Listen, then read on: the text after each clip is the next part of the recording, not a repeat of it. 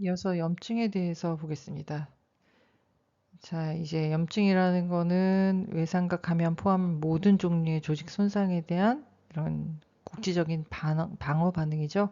목적은 병원체 확산 방지하고 파괴하고 또 손상 조직 조각 제거하고 그다음에 조직을 다시 복구하는 거죠. 수복의 시작이고 그다음에 네 가지 기본 증상을 보시면 염증의 네 가지 기본 증상은 발적, 부종, 열감, 통증 이렇게 있고요.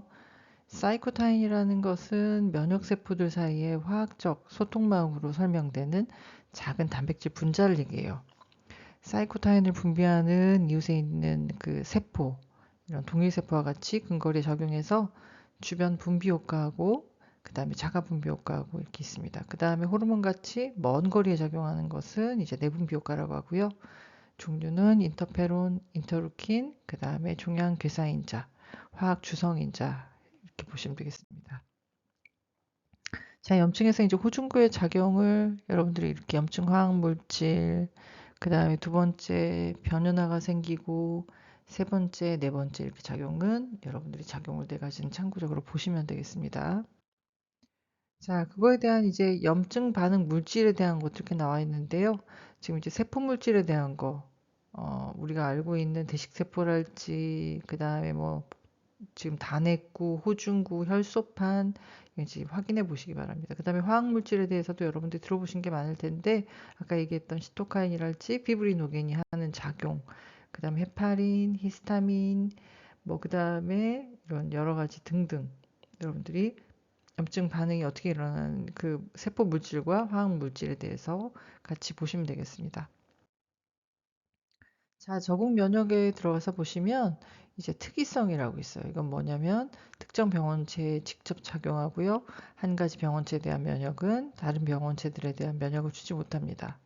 그 다음에 이제 기억은 동일 병원체에 다시 노출됐을 때 이제 우리 몸은 질병이 발생하지 않도록 매우 빠르게 반응하는 그 기능이 있고요. 그 다음에 세포 면역 같은 경우는 림프구가 이종세포와 병든 숙주세포를 직접 공격해서 파괴를 하는데 또 항체에 의해서 제거되지 않는 인체 세포 내에 살고 있는 바이러스랄지 세균, 효모, 그 다음에 원충 같은 병원체를 제거합니다. 그 다음에 이제 기생충, 뭐 암세포, 이식세포, 이식 조직과 같은 장기 세포에도 이제 작용을 하게 되고요.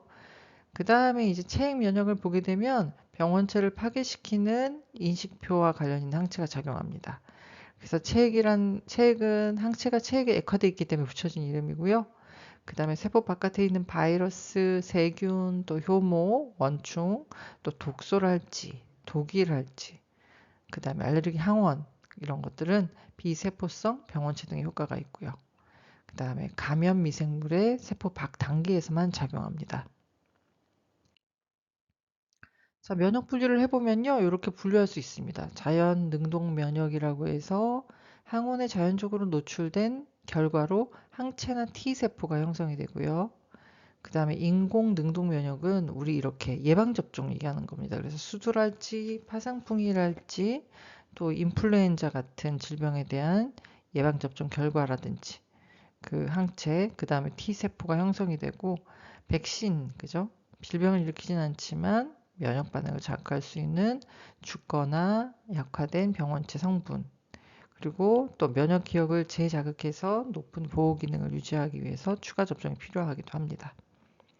그 다음에 이제 자연 수동 면역을 보시면 다른 사람에 의해서 생산된 항체를 획득해서 일시적으로 생기는 면역입니다. 그래서 예를 들면 출산 전에 우리가 태반통에서 모체로부터 태아한테 항체가 전달된다든지 또 모유 수유하는 동안 신생아가 엄마를 통해서 항체를 획득하는 경우. 그래서 우리가 초우유를 꼭 먹어라 하는 게 그때 이뮤노글로빈이 굉장히 높은 상태라 그랬죠. 자, 그 다음에 이제 인공수동 면역이라고 하는 것은 병원체에 대한 항체를 생산하는 타인이나 또 동물, 면역 혈청을 주사해가지고 획득한 일시적인 면역을 얘기하고요. 이것은 뱀한테 물렸을 때 파상풍이랄지 광견병 등에 이제 이용을 하게 되죠. 자, 그 다음에 이제 항원입니다. 안티젠이라고 부르죠. 그래서 면역 반응을 촉발시켜주는 입자고요. 독이라든지 독소, 그 다음에 형질 막 성분, 그리고 세균의 세포벽 성분. 단백질, 당단백, 당지질, 다당류와 같이 독특한 복합 입자를 만듭니다. 그래서 신체가 자기 세포 입자하고 이종물질 아니면 또 이제 그 미생물의 비자기세포 입자를 구별하게 되고요. 그 다음에 에피토프라고 부르는 항원 결장 인자를 보시면 항원의 특정 부위만이 면역 반응을 자극을 하고 다른 항체의 생산을 자극할 수 있는 또 다른 항원 결정 인자를 가지고 있습니다. 그 다음에 불완전 항원인 합텐이라는 것은 너무 작아서 이제 항원으로 작용할 수는 없는데요. 숙주의 이제 거대 분자하고 결합해서 신체가 다르다 이종물질로 인식하는 복합체를 생산해서 면역 반응을 자극합니다. 또 첫 노출 이후에 숙주와의 그 분자의 결합 없이 면역 반응을 자극하고요. 화장품, 소독제, 산업성 화학물질, 담쟁이 넝굴 이게 좀 독특하죠. 그다음에 동물에 있는 합텐에 의해서 알레르기 반응이 일어나는 것이고 대표적인 약물 알레르기가 이제 페니실린입니다. 그다음에 이제 비만 세포와 결합을 해서 우리가 다량의 히스타민 또 염증 반응 물질을 분비하고요. 이런 그 아나필락시스 쇼크를 초래하게 되죠. 자, 이제 항체를 보시면 항체는 이제 면역 글로불린, 혈장이랄지 조직액이랄지 체내 분비물 일부 이제 백혈구막에서 발견되고요. 그 다음에 기본 구조 단위를 보시면 이제 항체 단량체라고 해가지고 이렇게 그냥 보시면 되겠습니다. 그 다음에 두 개의 이제 무거운 사슬 같은 경우는 이제 두 개의 가벼운 사슬 이렇게 또 기본 구조 단위가 나눠져 있고 그 다음에 가변 영역이라는 것은 무엇이냐면 항원 입자의 그런 항원 결정 인자와 결합을 하고요. 그 다음에 또 항원 결합 부위 이렇게 형성을 하고요. 그 다음 불변 영역은 모든 종류의 항체에서 동일한 아미노산 사슬 또 항체의 작용 기준을 결정합니다. 그래서 우리가 C 영역의 구조에 따라서 우리가 이뮤노글로빈 A, 이뮤노글로빈 D, 이뮤노글로빈 E, 또 G, M 이렇게 5종류가 있습니다. 항체 구조는 이렇게 단량체인 이뮤노글로빈의 이제 분자로 되어 있는데 이렇게 그림은 그냥 한번 보시면 되겠습니다. 자, 그래서 우리가 이 범주는 이해하셔야 되는데 A부터 우리가 이뮤노글로빈이 쭉 이렇게 있는데 지금 보시면 단량체 모습이죠. 구조는.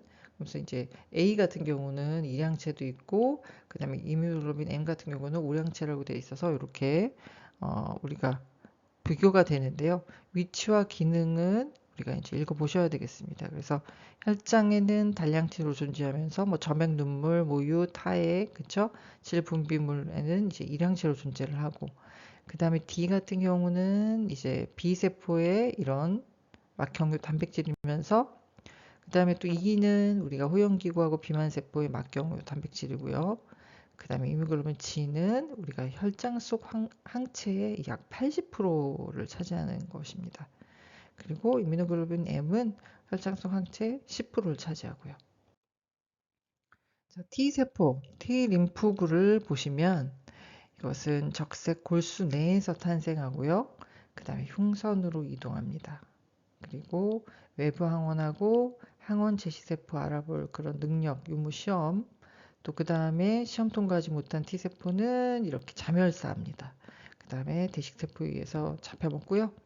그 다음에 이제 시험 통과한 T세포는 면역 능력 획득합니다. 그래서 양성을 선택하고 그리고 수질에서의 시험은 자기 몸의 항원에 반응해서 항원이 없음에도 항원 제시세포에 반응하는 T세포 시험을 얘기하고요. 그 다음에 자기 몸에 반응하는 T세포를 선택하게 되면 음성을 선택한 건데 이제 자기 관용이라고 얘기합니다. 또 T세포의 2%만이 이 시험을 통과하고요. 그 다음에 흉선을 떠나서 흩어져서 신체 모든 부위의 림프 조직과 기관, 골수랄지 림프절이랄지 편도선에 이제 짐락을 주게 됩니다. 그래서 면역작용을 위해서 대비를 하게 되죠. B림프구, B세포는 이제 골수에서 생산이 되고요. 그 다음에 자기 관용 B세포, 그래서 항원에 대응할 수 있는 표면 수용체를 형성하고 분열돼서 면역력을 가진 B세포 클론을 생산하고요. 그 다음 림프 소절, 골수, 비장, 점막에 다량 분포하고 있습니다. 그리고 이제 항원 제시세포 그래가지고 이것은 수지상세포, 뭐 대식세포, 세망세포, 그다음 비세포인데 6번 염색체에 존재하는 그런 주조직 적합성 복합체라는 유전자에 의해서 결정이 됩니다. 그리고 이제 유전자들은 항원 지시세포 표면에 있는 아까 얘기했던 우리 이제 MHC 프로테인 이제 부호하고요. 그 다음에 이제 주조직 적합성 복합체 단백질 구조는 일란성 쌍둥이 제외하고는 사람마다 전부 다르고요. 독특한 인식표로 작용을 하게 됩니다. 자, 이제 항원 제시세포를 보시게 되면은 항원을 만난 이 세포는 항원을 세포 내 섭취를 통해 가지고 입자 조각으로 소화시키고 그 다음에 주조직 적합성 복합체 단백질에 홈에 끼웁니다. 이거를 이제 항원 생성 과정이라고 하고요. 그 다음에 T세포는 이제 항원을 표시하는 항원 제시세포를 규칙적으로 검사합니다. 또 이 항원 제시세포가 자가 항원을 표시하면 T세포는 이걸 무시하지만 만약에 이제 비자가 항원을 표시하면 공격합니다. 그래서 이종 항원 존재할 때 면역계를 각성을 시켜주는 거죠. 면역에는 많은 세포들이 있기 때문에 작용하기 때문에 이들의 작용을 조정할 수 있는 화학적 이제 매개 물질이 필요하고요. 그다음에 림프구와 항원 지시세포는 인터루킨이라고 하는 시토카인에 의해서 서로 소통하고 있습니다. 자, 이제 그림을 통해서 아까 이제 흉선도 보셨고, 그 다음에 이제 이렇게 그림을 통해서 더 한꺼번에 그림으로 인식해서 보시면 조금 더 이해가 쉬우실 것 같습니다. 확인해 보시고요. 이것도 마찬가지로 이제 항원 지시세포의 작용에 대한 것인데, 이 같은 경우에 이제 항원에 포식해서 우리가 이제 포식 소재와 융합해서 이렇게 마지막에 분해된 다음에 제거되는 것까지 나와 있습니다. 그래서 이렇게 처리된 항원 조직 대식세포의 표면에 제시되는 거 이런 것까지 여러분들 같이 이렇게 보시면 되겠습니다. 자, 세포 면역은 T세포가 병든 세포 또는 이제 이종세포를 직접 공격해서 파괴하는 것인데 특이 방어 기전이 있고요. 그 다음에 면역계가 침입 항원을 기억하고 있어서 다시 침입했을 때는 질병에 걸리지 않도록 보호해주고요. T세포의 종류는 기억하고 계셔야죠. 그래서 세포 독성 T세포 같은 경우는 이제 외부 세포를 공격하는 효과기 세포고요. 그 다음에 보조 T세포라고 하는 것은 체행 면역하고 세포 면역을 보조하고 CD4, 뭐 CD4 플러스 세포 뭐 이렇게 있고 그다음에 조절 T세포라고 하는 것은 T세포의 증식하고 그 다음에 시토카인 분비를 억제해서 면역 반응을 제한해주고 자가 면역 질환 예방해줍니다. 그다음에 기억 T세포는 이제 세포 독성 T세포의 후손인데 세포 면역에서 기억을 담당합니다. 인지, 공격, 기억에 이렇게 3단계로 작용합니다. 자, 그 다음에 이제 항원 제시에 대해서 보게 되면은 이제 1형, 그다음에 2형, 주 조직 적합성 복합체 단백질에 대해서 보시는데 1형과 2형으로 되어 있고요. 1형은 적혈구 제외한 신체의 모든 유핵세포에 존재하고요. 그 다음에 지속적으로 세포에서 생산돼서 형질막으로 이동하고 또 세포질 내 작은 펩티드를 수집해가지고 형질막에 제시를 하는데 만약 펩티드가 정상자가 항원이면 T세포 반응을 유발하지 않습니다. 그다음 바이러스 단백질 같은 경우는 이제 T세포에 의한 면역 반응을 유발하고요. 감염세포 또는 종양세포는 이제 신체에 해를 끼치기 전에 파괴되고요. 그다음에 E형을 보시게 되면은 이제 인간 백혈구 항원, 그다음에 항원 제시세포에 존재한다 보시면 되겠습니다. 이제 T세포의 활성화에 대해서 이제 보시면 이렇게 그림 속에서 되게 간단하게 그림과 함께 설명이 됐습니다. 처음 항원을 인지하고 보조자극 막 이렇게 돼 있는데 공격하는 것까지 이제 T세포의 활성화에 대해서 이해를 하고 넘어가시면 좋을 것 같습니다. 자, 이 표는 기억하셔야 되는데 세포 독성 T세포와 보조 T세포의 반응을 비교한 겁니다. 그래서 특징적인 거, 반응을 자극할 수 있는 세포다. 그 다음에 MHC 단백질이다. 그쵸? 같이 비교해가지고 보조 T세포까지 보시면 되겠습니다. 그 다음 이제 공격에 대한 건데요. 보조 T세포는 체액 면역, 뭐 세포 면역을 조절하는 중심적인 역할을 하고 그 다음에 항원, MH 단백질 복합체를 인식하면 세 가지 작용, 인터루킨을 분비하고요.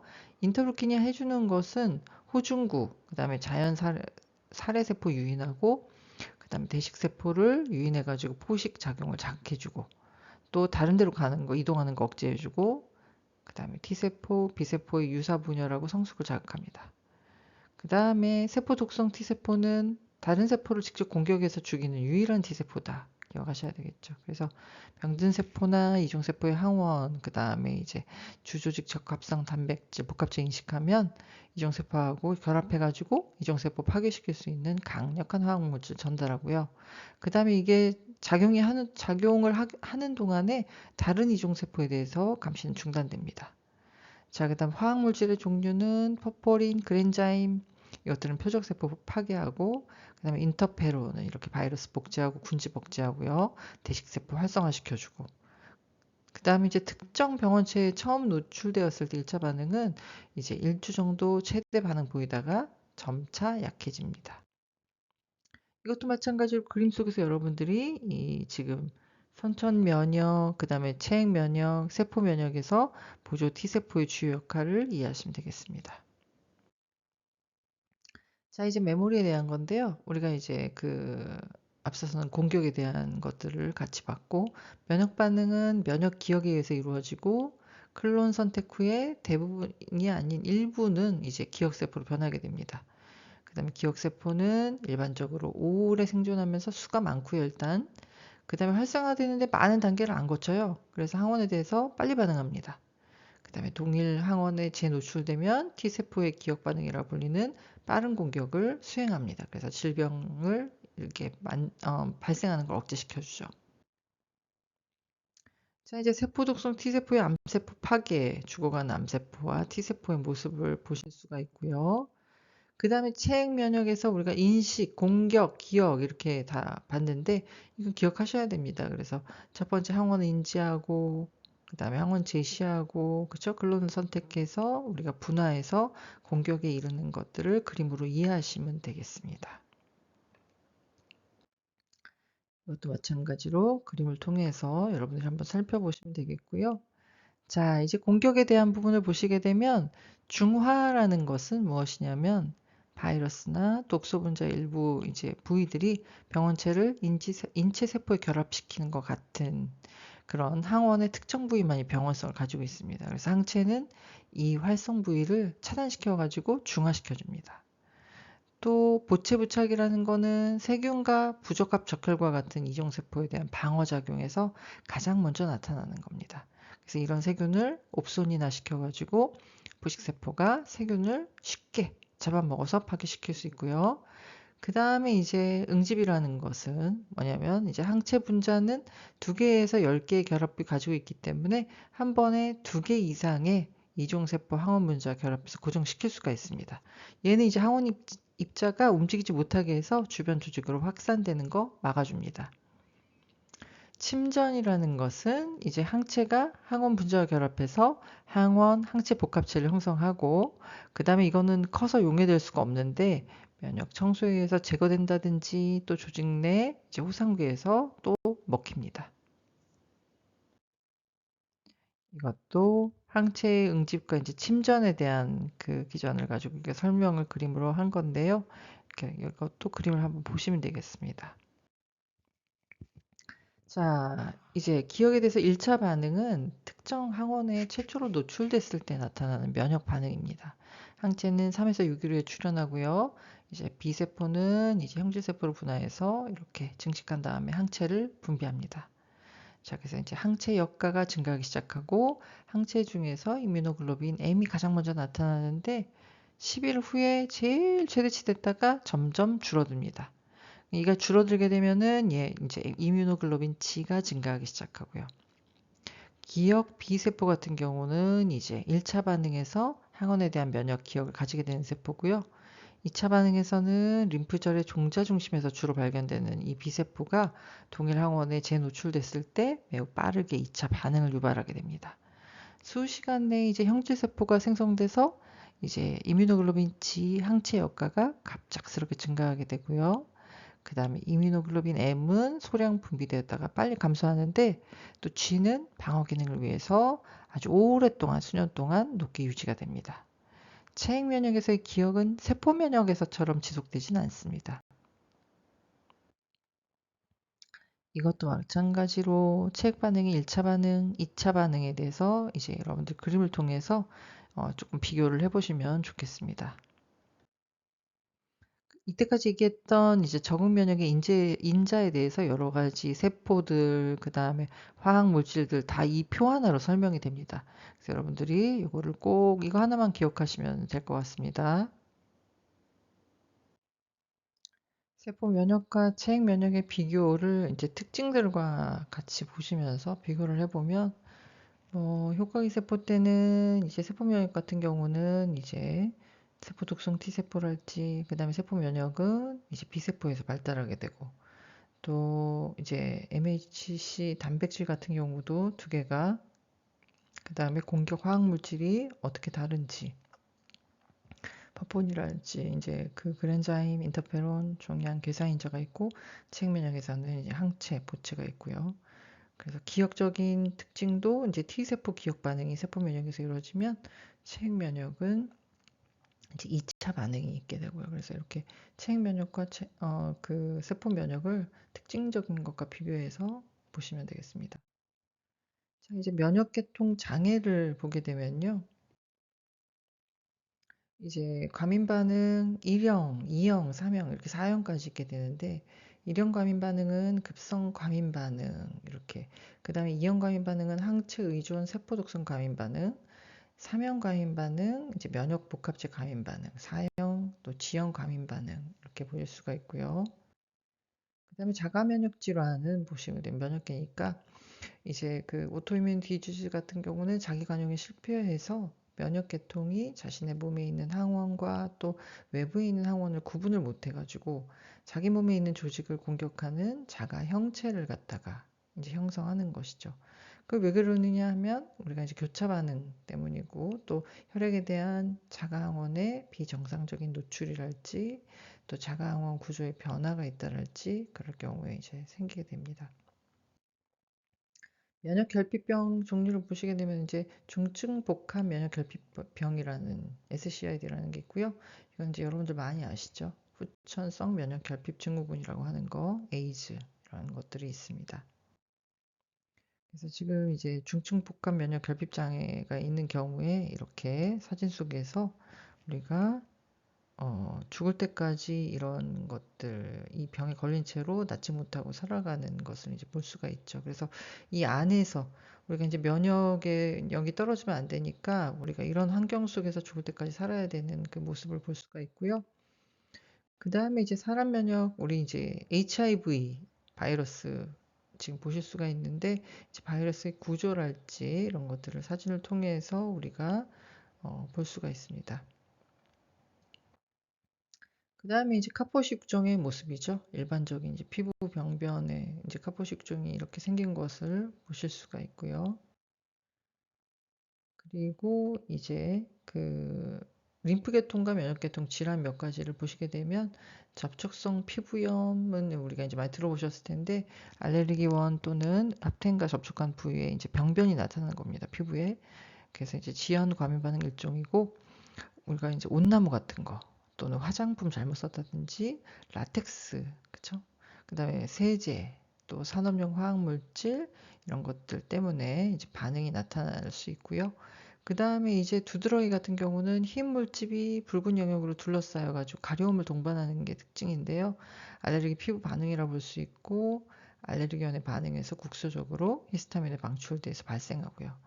음식 그쵸? 잘못 먹는다거나 약물이 유발할 수도 있고 때로는 드물지만 춥다거나 마찰로 인한다거나 이제 감정적인 스트레스 이런 면역과 무관한 요인일 때도 두드러기는 생기기도 합니다.